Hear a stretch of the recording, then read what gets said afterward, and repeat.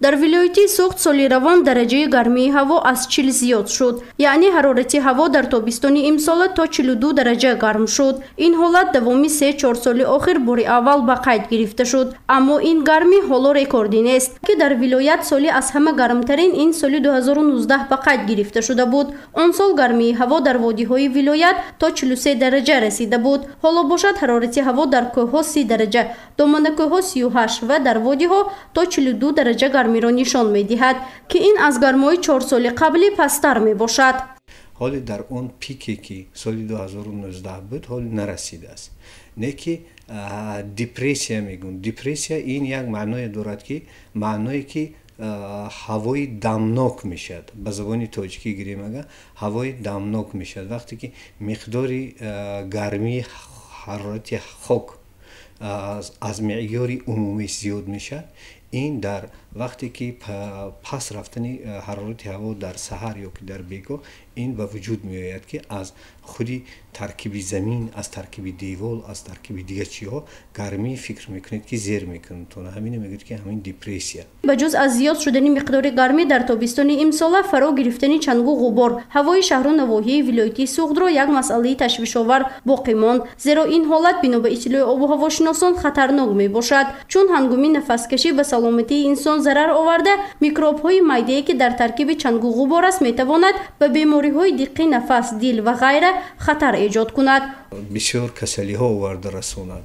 Вақте нафас кашидан ин миқдори ин микронҳое ки ин майда, ин чиҳое ки ҳастанд, инҳо метавонанд ки ба тавассути бини одам, тавассути даҳани одам ба системи узвҳои дарунии одам дарояду баъд вуҷуда метавонад ки ягон касалиҳое ки ҳаст ҳамон касалиҳо пайдо шавад. дар ҳамин ҳол духтури калони маркази саломатии рақами 5 шаҳри Хуҷанд Нодира Мӯминова мегӯяд ки гармии имсола муаммои соҳаи тандурустиро низ дучанд кард, зеро муроҷиати сокинон аз сабаби гармӣ ба марказҳои саломатӣ назар ба соли гузашта қариб ки 2 баробар зиёд шудааст. Вай таъкид кард ки ҳоло муроҷиат бештар бо шикояти бемориҳои сироитӣ ба монанди бемории шадиди рӯйдӯи меъда, дарди гулӯ, бемории шадиди роҳи нафас ва зукком байни наврасон ба қайд гирифта шудааст. Байни калонсолон бошад хуруҷи бемориҳои фишорбаландӣ, диабети қанд, сактаи дил ва бемадорӣ аз сабаби гармӣ ба мушоҳида мерасад. Нисбати соли гузашта зиёдтар гоим хатона мекунем, чунки ҳам ҳаво гарм, ҳам кӯдакон ба таъсири манфӣ расондааст, ҳам калонсолова ин ҳавои гарм бисёр таъсири манфӣ расонда истодааст.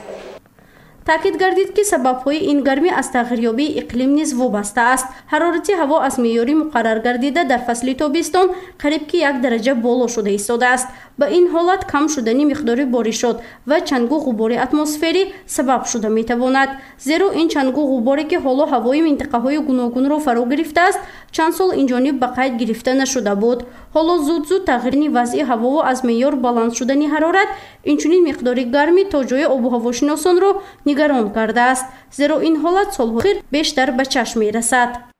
боло рафтагӣ аст, 1 градус гармӣ боло рафтагӣ аст.